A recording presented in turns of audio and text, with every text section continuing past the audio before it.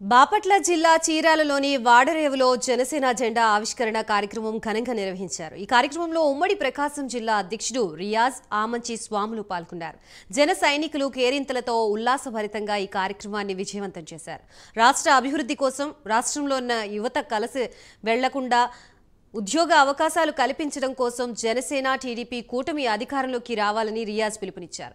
Chirala ticket Janasena పార్టీకి దక్కుతుందని, పవన్ కళ్యాణ్ నియమించిన అభ్యర్థిని గెలిపించుకోవాలని అన్నారు. చీరాల 5 ఏళ్లుగా అభివృద్ధికి దూరంగా ఉందని ఆమంచి స్వాములు తెలిపారు. స్థానిక ఎమ్మెల్యే హయాంలో చీరాల 10 ఏళ్ల వెనక్కి వెళ్లిందని ఆమంచి స్వాములు ఎద్దేవా చేశారు. కళ్యాణ్ గారు ఈ రాష్ట్రానికి ఈ రోజు అవసరం.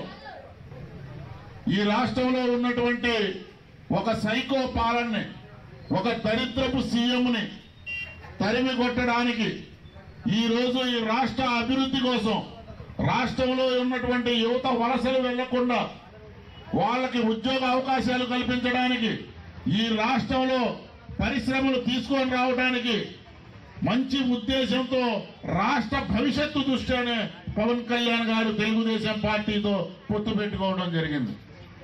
ఆ పొత్తు ధర్మం పాటించి మనందరం కూడా రేపు ఇక్కడ గాజు గ్లాసు గుర్తు, సైకిల్ గుర్తుపై 2 గుర్తులపై ఓటు వేసి మన అభ్యర్థుల్ని, 2 అభ్యర్థులు ఉంటారు గుర్తుపెట్టుకోండి, ఎంపీ ఒక అభ్యర్థి, ఎమ్మెల్యే ఒక అభ్యర్థి, 2 అభ్యర్థులు కూడా ఇక్కడ జెండా ఎగరవేసే విధంగా మనందరం కూడా ప్రతి ఒక్కళ్ళు బాధ్యత తీసుకోవాలి.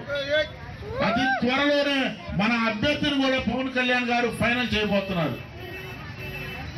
ఇదే ఉత్సాహంతో మీరందరూ పనిచేస్తారని, మరలా మనం చీరాల నియోజకవర్గంలో జనసేన పార్టీ జెండా ఎగురవేసి ఆనందోత్సవాలతో మనందరం కూడా కలుసుకుందామని చెప్పి మనకి ఈ అవకాశం ఇచ్చినటువంటి వాడరేవు జనసేన పార్టీ నాయకులు, కార్యకర్తలు, అలాగే సోదరులు స్వాములన్న గారికి కూడా మరొక్కసారి హృదయపూర్వక నమస్కారాలు తెలియజేస్తున్నాను.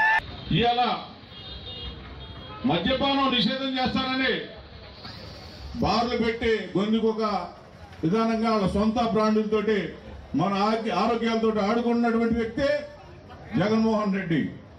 మన ఏరియాలో మనం ఇసుక కట్టుబడి కావాలంటే గతంలో 1000 రూపాయలకు వచ్చే ట్రాక్టర్ ఇసుకని 6000 7000 రూపాయలు చేసిన ఘనత ఏదైనా ఉందంటే రాజశేఖర్ జగన్మోహన్ రెడ్డి. అలానే ప్రతి దీనిలో కూడా రోడ్లు ఉన్నాయి. రోడ్లు బాగు చేశారా లేదనేది ఒక్కసారి గమనించాలి. ఏడే కాదు, చీరాల నుంచి ఇక్కడ దాకా రావాలంటే గంట పట్టే పరిస్థితి. అట్లానే రాష్ట్రం మొత్తం తిరుగుతా ఉన్నాం, ప్రతి చోట ఇదే పరిస్థితి.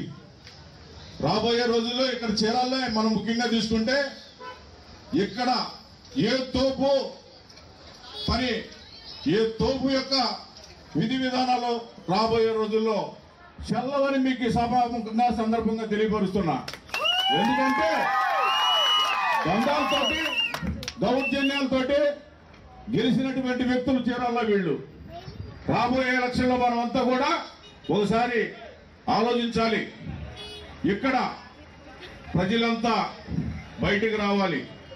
ఎందుకంటే ఈరోజు చూస్తా ఉన్నాం, ఈ నియోజకవర్గంలోనే దారుణమైన పరిపాలన. ఎవరన్నా ఎప్పుడన్నా మీకు ఇక్కడ ఎమ్మెల్యే కనిపించాడా?